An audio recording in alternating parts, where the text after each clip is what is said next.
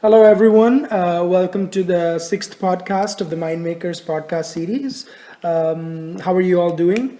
It's been almost 5 weeks or 4 weeks since we launched Mind Makers, and the response has been nothing short of awesome. I mean, we're flattered by the kind comments and the praises that you've all showered upon us.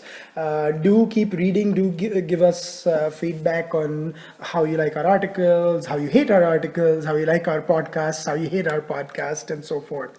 But today with me, as usual, is Sunanda Vashisht and Pramod Kumar Buravali, Hi, Adit. who surprisingly is not sick. I'm a Hindu. Were you sick last week, or I was down under the weather, and Yes. Yeah, because we were thinking a lot of our viewers or listeners Yeah. might have thought that you were busy celebrating the India's win over Pakistan. yeah, I was, but Apart was from sick. that. Apart from that, you were sick also. But I'm glad. I mean, although the India's win over South Africa was even more spectacular today, Yeah, you yeah. weren't sick today, so I know. that was good. As today we record, this today is the 22nd of February, and also happens to be our co-founder Sunanda Vashisht's birthday. So this is wishing her a very happy birthday from me and Pramod. Thank you And so much. Many Thank more you. to come, Yeah. and hopefully same time next year we'll be celebrating the 1 year anniversary of Mind Makers.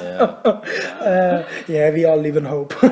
So, but coming back to today's topics, we got some interesting topics to talk about today.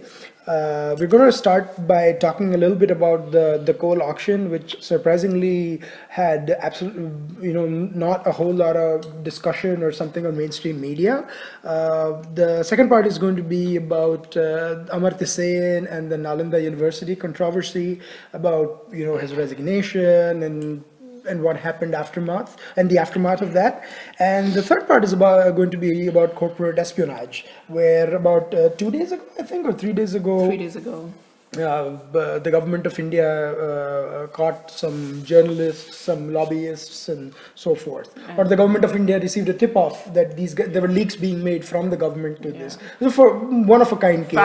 Fascinating. Right. But when you talk about what is interesting, before we actually get into the full-fledged discussion about our topics, what was interesting is that you said the coal auction did not get as much interest and as much media attention it should have got. Compare that to Amartya Sen's this whole thing, how much attention that got. Yeah. So and also the kind of questions that were, it just tells you the priorities of media. The coal block auction was just so important, and yet look at the attention we got for that. Sounds good. Yeah, let's cover that up in part two. Amartya Sen is going to be part two, and part one is going to be talking about the coal block auction. So part one of our podcast is going to be about the coal auction. I mean, we saw unprecedented things where the coal auction took place, I think, last week, where 83,000 crores was approximately that much was raised through e-auction, about 12,800 crores. Completely It was a transparent. windfall. It was a windfall. And completely transparent manner. And roughly, I mean, around 133,000 crores. Is there a precedent of anything like this having been done before? An auction? India, no. In India, no. In Online, India, everything was online, and people were. I think the coal secretary was tweeting as the thing was happening. This the was something- revenue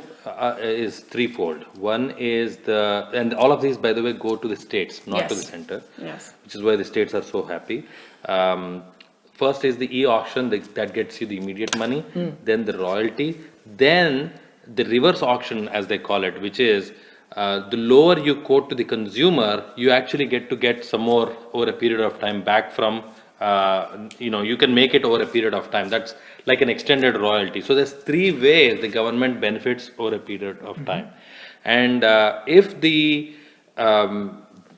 company that is operating the coal block enables a certain saving point in terms of power tariffs, this is the first time your price and power tariffs are getting linked to the growth of the state, A. B, the expenditure of the state gets reduced because you don't have to provide as much subsidies, which means there is Right. less burden for the central to take care of the state at that level. Then there is a plan according to the overall Coal India Limited production authority to have the the overall consumption is going to grow at much higher rate. Absolutely. So because of rapid industrialization, but then the most ambitious part is to double the production Yeah, see, I was for a period coming of to 5 that. years. I have a question. I mean, say if they double the production and they have excessive power which they can sell to the other states, right? So would the state government be beneficiaries of Yeah. the revenue, or would it be like central government would get that? No, I think it's the state It's government the state. completely. And that is really fascinating. Yeah. When we Yes. talk about federalism and all that, this is true. This is in action. This is Absolutely. federalism in action. And This is not just the talking. people who scoffed at the CAG figure of 1.8 lakh crores, I mean, they pretty much have an egg on their face. I mean, No, because if you remember, a whole new vocabulary had been invented by Congress stalwarts, so to speak, that there is zero loss, Yeah. which was famously said by Kapil Sibal. the law Then- for Tista Setalwad, you mean? yeah, well, yes, right now, currently. I mean, I'm sure there is absolutely no coincidence No, with there that. is but absolutely no coincidence. Can't be. I mean, how can Tista Setalwad and Congress have anything in common? And nothing. No, Can you how- think of something like they that? only Pramod? they only know blackening. They Blackening. don't know black coal. How to- Right now, they're blackened is the word. But Blackened. anyways. But P. Chidambaram, I was talking about zero loss, which was famously uttered by Kapil Sibal, and then P. Chidambaram, I'm sure both of you remember when he said that if no coal has been mined, there is no loss. Nothing has come out from Mother Earth, so there is no loss. Yeah. He said something. I mean, unbelievable kind of vocabulary was. And mind you, a lot of them. And notional loss. Notional loss. loss. Remember, they said Vinod Roy was, pawned across the board because it's notional loss. No, and what is amazing is we had interviews and stuff like that, and I mean they were given absolute like poo-poo questions. Adit, I remember business journalists, it's not ordinary journalists, business journalists who were saying, well, how can there be a loss? It's not like the government had the money and then the money was taken away or something happened. Care to elaborate with journalists? A lot of journalists, I don't understand lot of. I need names. I mean, again, see Sunanda, like last week, she's not taking any names. I think we'll have to get her to take some names on the podcast. Soon, we'll get there. But So what stay I'm tuned saying in. Sunanda Vashisht is going to do a big expose of telling a lot of names. Cobra post expose, no. No, not Cobra. But you might get a house like We don't do Cobra post exposes, but what I was going to say is that there were business journalists Yeah. who said, well, nothing has gone away, nothing has been lost. It was not like the government had the money and somebody took it away. So how can you call it a loss? I'm amazed. I mean, I'm really amazed. But as you said, egg on their faces right now. See, they were not business journalists. They were businessmen journalists. So As we know. And it is half done, by the way. There is still another auction that is going to open up. This is a 3-phase auction. Right. There's about 215 coal blocks that will be auctioned in total, some of which are operational, some of which are not. The operational ones are the ones that got the windfall right now.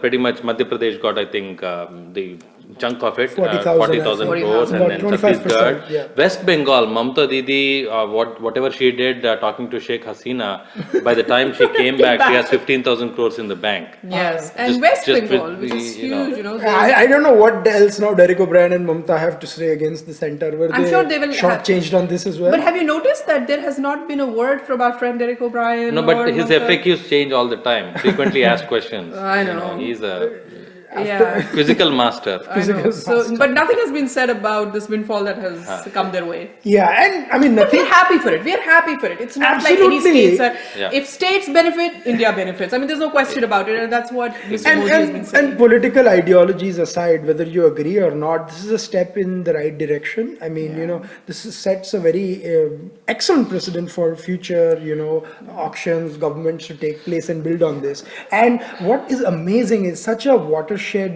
auction, I would say, or Watershed moment Watershed in the history moment. of India, That's, I would yeah, say. that's the word. In the history of India, was absolutely not covered. They were more covered in which suit someone is wearing, what auction of the suit. I mean, the auction of the suit. I mean, that was ridiculous. I mean, I know it should have been about suit, actually coal. Oh, but it was suit. It was, So, suit took precedence over suit. I mean, it's amazing. and then what a statement made in a particular gathering of religious leaders or something that took more precedence over this. I think the auction amount was 2 crores or something. I didn't even follow it. Some 2 crores, 4 crores, 4 crores at the last, this thing. So that 4 crores took precedence over entire coal auction block. I'm amazed at the parity. But something else also took precedence over the entire coal blocks. That would be Amartya Sen, but we'll come to that in part 2.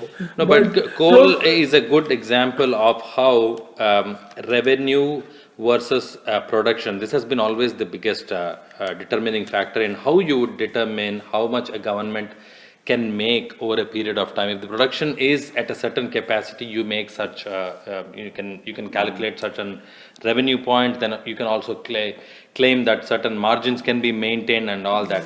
I think they hit upon a very good formula that has not been questioned, which is why the silence. They have no questions. And if the coal blocks are not operationalized, I think you were raising the point that over a period of time, if they are sitting on it, they re-auction it, do they have the authority to because do that? Because that is what happened at the UPA I think that is to be time. seen. That is to be seen. Yeah, because a big question and in the that coal scam at that point was that a lot of Panwala took a coal block, and it was like, how is this Panwala going to operate? No, it is mine? again another serious area where FDI in this whole scenario could be explored. I think it is too soon to determine whether a coal block that is purchased by an Indian company can be re-auctioned or resold, or part of it can be some other foreign company could come and invest to. It's, for example, let me say that somebody spends 3,000 crores to get a coal block. Can a company, let's say Jindal Power, sell off 50% of its rights to a Keynes in Australia for 5,000 crores? Is this what it will boil down to? Where talking about stakes this as is well, speculated? No, it is almost like non-operationalizing an asset, making money on sitting on an asset. That is what was happening in some of those non-operational coal blocks. They had the coal blocks, but they were not sitting on it. They were reselling it. They were putting it on auction again. But that reselling was also one of the things that was accused of in the 2G thing as well, right? They were reselling the bids basically and auction. But I mean, I'm digressing. But coming back to this, I mean, what is the next step now? Like you said, the rates are going to, there are incentives for production. Coal Authority of India, the next step is Coal Authority of India, which has now been divested of a certain percentage, I think up to 20%, which was held by the government. It has now gone on to the Indian public through the share market. Will have to act as a regulatory body. This is what Modi was talking about in the beginning, and this is what I wrote recently about RBI, which there should be ombudsman for every national asset, whether it is currency, whether it is coal. Agreed. There should be somebody watching who is operationalizing their coal block. If not, will the coal block revert back? Are there penalties? Is the money going to be returned back to that coal block owner? Second, is Coal India Limited also going to speculate and try to import coal? Do we have so many reserves? Are we diversified enough? That would be the mega energy ministry. At this point, I don't think there are any plans of importing. And mind you, there aren't, because there are a lot of discussions. But I'll tell you, right let me just finish that one point. Is when you get cheaper coal from the outside, there is always that propensity to sell your coal at a higher price and get cheaper coal. Yes. So this is what the ombudsman should be doing, or the Coal Authority of India Limited. We haven't gotten to that point. I'm just right. And there is also there was also some debate about the in good faith clause that for the bureaucrats. That was, I mean, do you think that will empower the bureaucrats? It will make them a little bit bolder to at least quote that they made that judgment based on certain facts presented to them, and they went ahead with that decision. As far as a bureaucrat sitting at Coal Authority India Limited, I don't think they will have that much leverage to. No, this was just a blanket question, because I think our sources have told us that a lot of problems during the previous regime were that the bureaucrats were sitting on the files and absolutely nothing was happening. You had your sources in the previous regime? No, I had my sources in the current regime who told about the previous regime. Are we talking corporate espionage? What, do you think the previous regime was corporates? It was corporate. It was corporate. It was a corporation, or it was a conglomerate of corporates. It was a humongous. Oh, we are going to get into so much trouble. It was a multinational, international corporation. Guys, do we want to have another podcast or no? Yes, I mean, I guess we're having too much fun about the. But let's. Good point. Let me just. One thought that came to me on the bureaucrat part is Coal Authority India Limited has been a very slow-moving organization, not catching up to coal as a commodity that can be traded outside as well. We have not reached that maturity level yet, but let's say independent state authorities which enter into power purchase agreements between different states, that is subject to a lot of legal wrangling. Like, for example, about 10-15 years ago, the state government of Karnataka and then state government of Andhra Pradesh entered into several court litigations because one state was raising the height of the dam, and all of these becoming leverage points. States should become competitors; they should not become adversaries. Which has been Narendra Modi's point Exactly. in the beginning. They have to compete in a very positive In fact, environment. Finance Minister You should said not that put your dam height on ransom and expect the other state to No, and give you you have to coal for understand, lesser price. They should not. No, you are states of a same country. You can't be playing leverage and all that nonsense with each other. They do that in South India. I've seen that several times between Karnataka and Tamil Nadu. The Both Kaveri water are, crisis and stuff. thugs at the core who are trying to put your water for ransom. And that is Who are thugs at the core? the then Both state sides, government. actually. Then state government. I know. I couldn't care Absolutely. less. No. And actually, Water that is flowing from one state to the other, which I are know. both part of India. Huh. You cannot control everything by building dams. No, and so this is the thing, this is exactly the Chinese policy that we've criticized, of building dams on rivers and stuff. And India has condemned. You cannot have two states of the same country doing the same thing. Yeah, and that is why I want Coal Authority of India to be vested with enough powers to be a mediator and also not get to the point where then they take it to the court, everything then gets delayed for 10 So years. you're saying, I think in a nutshell to sum it up, the thing about the ombudsman that you said, that is going to be the key rather than putting it into more legal Regulator, quagmire. So more of a and regulator. also, auction is just a very small part of the whole thing. We have Absolutely. just begun well. But we haven't. I mean, it's another story The that main in thing is UPA deliverance. government we had not even gotten to this point. And But the that most tells- sensible thing why I like Modi a lot is he put Nitin Gadkari, who is in charge of the so Shipping, many ministries transportation. and also And infrastructure as well. infrastructure on board of NITI. Yes. He is one of the members of NITI. These are moving parts. I was just mentioning before the podcast also that coal auction will fetch a lot of revenue, and also this is like an engine that is being prepped for the journey ahead. Absolutely. So, I think the consensus is more regulation than legalization. I mean, absolutely, there should be legal impacts and everything in place, but still. But I hope we go the entire mile. I hope that we have these functional coal blocks now, and we are able to, solve the energy crisis in the country. What is interesting is that everyone talks about clean energy, and I love clean energy. We all support clean energy, but most of our crisis is really going to get solved by those coal blocks, and that is the fact of India. Right. That is what we have to live with. Sitting in Texas and talking about clean energy, spectacular. But I think that sums it up. We've taken a very big, significant step. The government of India towards that. So let's see what the future holds. But so far, they're off to a promising start, and we can only wish them well. I was telling Adit before this podcast, and actually in the introduction of this podcast also, that our media has no sense of proportion when they're covering stories. What should have taken a huge amount of their time was coal blocks last week. What instead took the huge amount of time and space and mind share was a non-controversy of Professor Amartya Sen and Nalanda University. To me, my favorite word these days is obfuscation. So this was also obfuscation of facts. To be honest, this was not about Professor Sen's scholarship. This was not about his work as economist.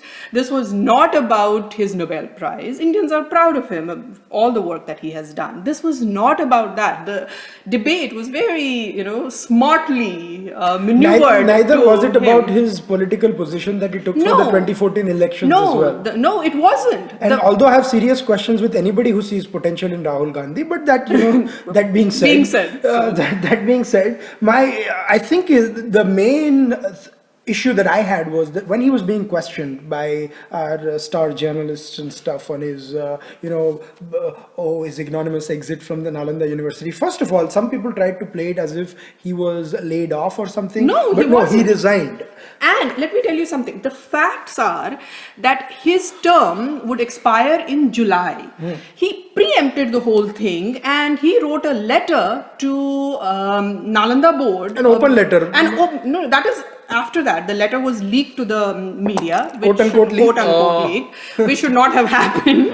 But anyway, he wrote a letter to them, and Ministry of External Affairs on record tweeted, the Syed Akbaruddin, the MEA spokesperson, he tweeted, he said, we did not have time to react on this because we did not get the minutes of meeting from Nalanda board at all. So government has not even talked about it. It has not, because this thing was not, his position is due for this thing in July. So he just preempted the whole thing and went to the media. And I think when he talks about, and then he gave subtle quote, I mean, I don't even know if they were, I could call them smart hints, but he was trying to suggest in some interviews that the president was being influenced by the government. I think he was being very smart. He probably knew that because of a lot of controversies that Nalanda is in, his position may not be, he might not be chancellor again. But I think we need to talk about those controversies. We will talk about those controversies because those are the real things that we should talk about. But he knew that he would not get the second term. So preempting that, he just started this whole new controversy that there should be no political interference in the academic circles when there is no evidence of such. No evidence of such. No, and the amazing thing was Dr. APJ Abdul Kalam, the then president of India, wrote a stinging. And by the way, Nalanda was his vision, and not Professor Amartya Sen. He wrote a stinging letter which was almost like taking Professor Amartya Sen to task about what happened with Nalanda, the controversy, and there was another controversial because appointment. Because he was a chancellor in absentia, and that is not just the that. vision that His choice of vice chancellor, Gopa Sabarwal, there are reports that suggest that he forced his choice of vice chancellor. That was not the choice of the previous government, and the fact that President Kalam's comments were not even taken into consideration tells me there was more political interference there. And what is more interesting is that Professor Amartya Sen now complains about political interference when there is none right now, or there is no evidence as such of that. He did not complain about it when he was made the chancellor. When there is positive political interference, then Professor Manmohan Singh's daughter, Professor Upinder Singh, was a member of Nalanda board. So that time he didn't think about political interference. There was nobody from the other end or the other spectrum who was in Nalanda board at all. That didn't seem a jarring note to him. It's only now that he's talking about political interference when there is none. Even the progress of the Nalanda University has not been quite spectacular. It hasn't been. It has been sad, actually. It's been quite sad, and I mean, for a center of learning, which was the pride of India. I mean, which is the pride of India. But 800 years ago, I think, when it was destroyed and stuff, to preserve that identity, I think it was a great idea that to revive it. A lot of rent seekers thought that they would just make it as something as get a salary out of it and make it. I don't even retirement. Even the buildings were so dilapidated. It was almost like they replicated the ruins. And they rebuilt the ruins. From what I heard, maybe that was for the students to fill in place. No, because he wanted to take a course on health and education. Amartya took it to his socialist ideology and tried to mix Buddhism with that somehow, Oh dear. Or probably socialists say that this is how, this is where you should study in the ruins, because he was also suggesting that there would be a course on economics in September, and maybe the government was horrified by the kind of economics that Amartya Sen wanted to teach his students. But no, I mean, I'm not talking about his scholarship. He's a Nobel laureate. He's a I don't know why I've lost this respect of Nobel laureates with what's happening with Mr. Pachauri and all of these. No, it's interesting. We respect in India, we respect Nobel laureates only if they are of certain, political establishment. No one, get me two people who will actually talk about Servius Naipaul. None. You will never find. He's a Nobel laureate too of Indian. I'll find it two people, but they have the most unkind things to say. I know. That's the thing. So you will never find people supporting Naipaul. Yeah, absolutely. So it's not all Nobel laureates. It is just certain. In fact, you had the Girish Karnad. I know, blasting him on a stage, and he refused to take any questions on V.S. Naipaul. Like after blasting him, when people tried to question, and V.S. Naipaul was not even there. I think it was 2 years ago or something. A couple of years ago, yes. Yeah. And then Girish Khanna again, takes the holier than thou left of center And position. at that point, people really said that, oh, his scholarship apart, we are talking about his politics. But with Professor Amartya Sen, they don't let you do that. No, he defends his politics with the scholarship. The minute you talk about his politics, they conflate it with the problem is whenever you question him on his politics, he brings to the scholarship to the fore. Oh no, academia is not being allowed to. But my question is that if Professor Amartya Sen is going to go on public platforms and say that Rahul Gandhi will make a better prime minister, he's going to take such a political stand, then how can people not attack him for it? If he is going to either he does not take a political stand at all, but maybe he's embarrassed about the political stand he took then. And also, people have to understand that, beyond NAC, there are people who now know that Sonia-nomics was essentially Sen-nomics. There are people beyond NAC who know that. Well, John Rees was in NSC, so I don't know. And he's pretty much collaborated with Professor Sen on a lot of that. things. So people know where his economics led this country in last, decade. Right. But that is besides the point. This controversy, Nalanda controversy, has nothing to do with that. Nalanda controversy is a controversy that was created by Professor Sen himself. I mean, he was not fired from his job. I'm going to shamelessly plug my own tweet on this. Initially I thought it was petulance, but now after I read the interview that he gave to the Times of India, it was like from petulance to pettiness. He had. And the interesting thing was that he was interviewed by Times of India, and there was not one question on Nalanda, or probably one question on Nalanda. I think the interviewer started with talking about Delhi elections. Yeah. So I was wondering what was Delhi elections got to do with Nalanda. But then you have to see who was the interviewer as well. So.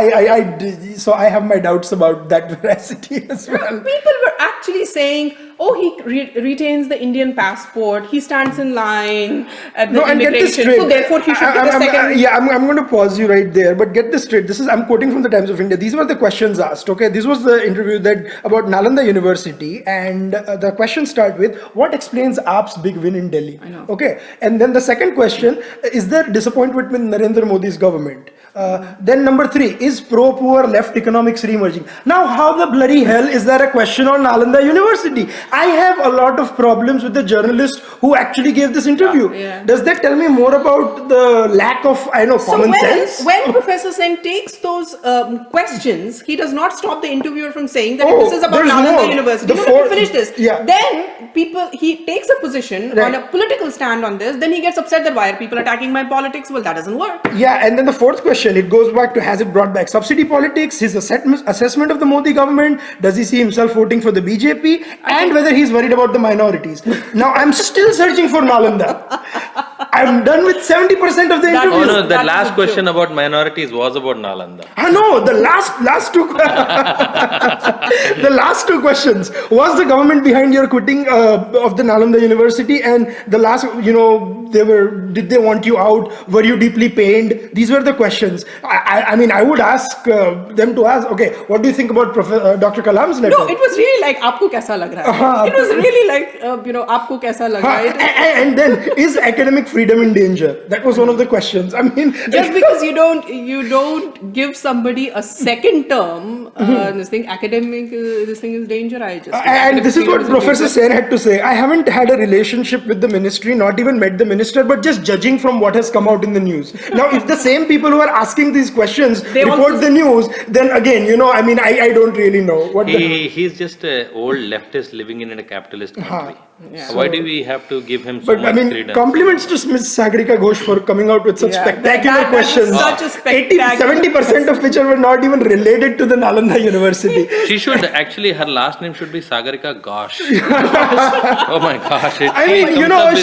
She's a senior journalist, but I was appalled by the questions that were asked. And so to wrap it up, this has been quite a funny debate on some counts, and it's sad debate, that... it is a sad debate because we did not talk about real issues at all. So this recent episode of the corporate espionage, certain people getting arrested, and the Modi government took swift measures to to address that issue, and probably it will go through a long litigation process right now, is part of the systemic process that we live in a very open, liberalized world, global world, wherein companies are subsidiaries of global corporations. Global corporations are extended arms of the state policy of that respective government. Say, for example, a government outside of India wants to extend its reach and influence into a certain area or sector where it sees a lot of returns coming in.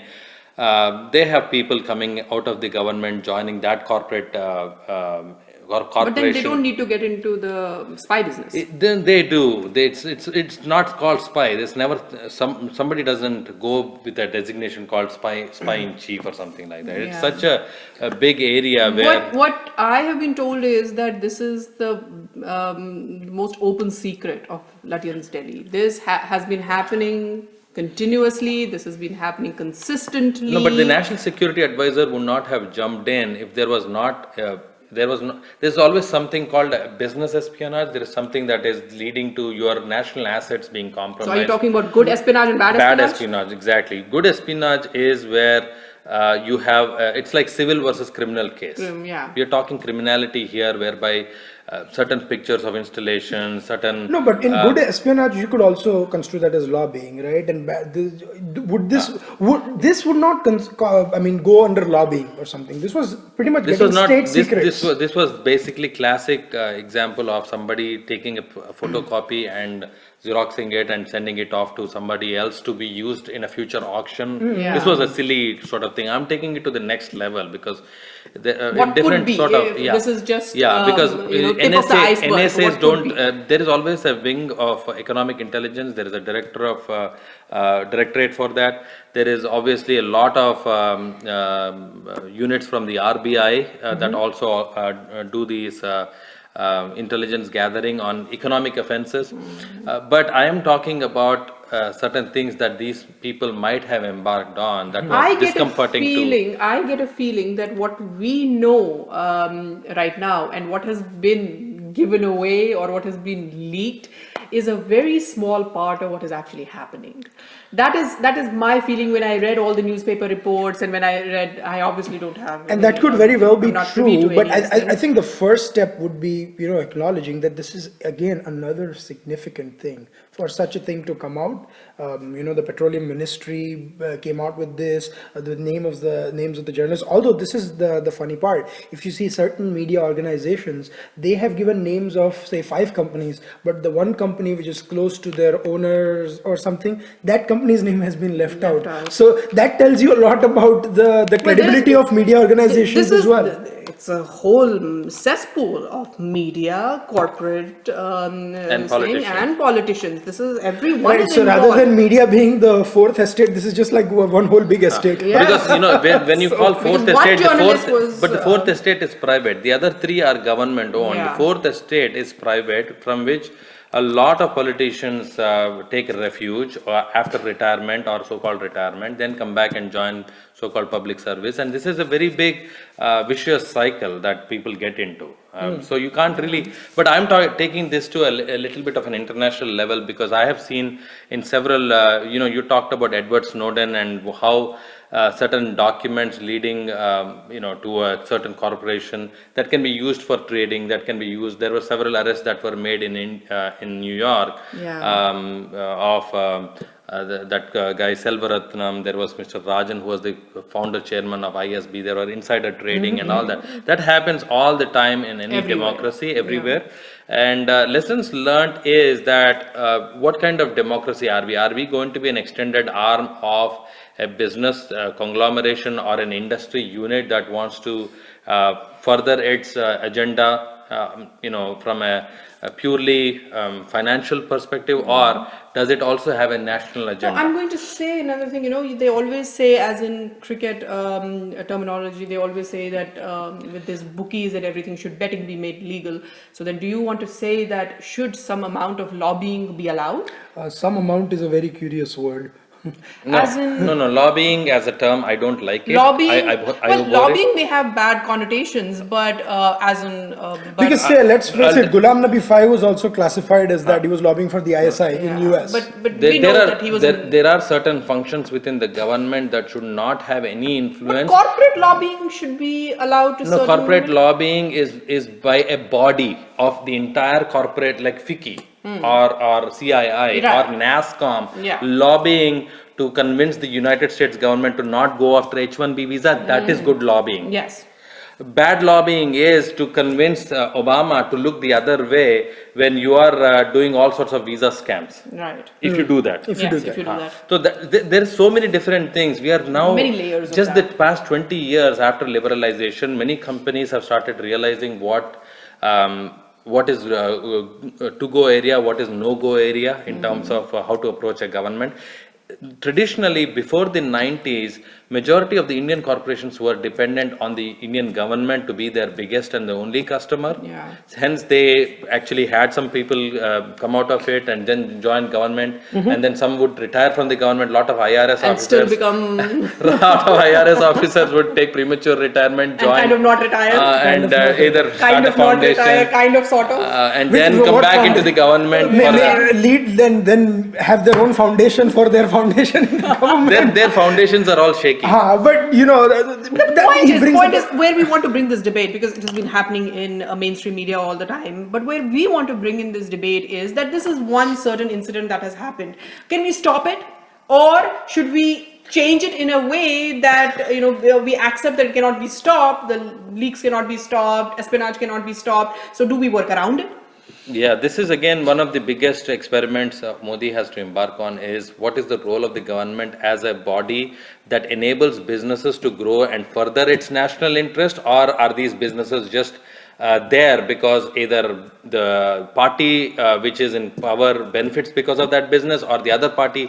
This has to rise beyond that. Companies should be an extension of your national policy. No. I'm not calling it like an East India Company model. No. The defunct. No, I understand. No, but what the bottom line is that, I was a little struck by the euphoria that a lot of people were saying that, and I agree, it's wonderful that these things are coming out, and they should, but my worry was always that this is just one of the things that has come out. There must be so much rot everywhere. No. How I are think we going to clean this the rot? first and the only step would be to have a modicum of transparency in the government, and which we are seeing. And people were talking about it as just the rot in bureaucracy. There is terrible rot in bureaucracy. I'm not going to deny that. But there is rot in media. And we will have a fascinating discussion politics. coming up on bureaucracy in the near future. Yeah. But I mean, there's a lot more. to talk Babudam about. has to be changed and Babudam has to be refined, but we also need, But we'll have to leave that for the podcast This is coming a long this is a way, long yeah. way. But before I come to you for the closing comments, you can follow us on Twitter at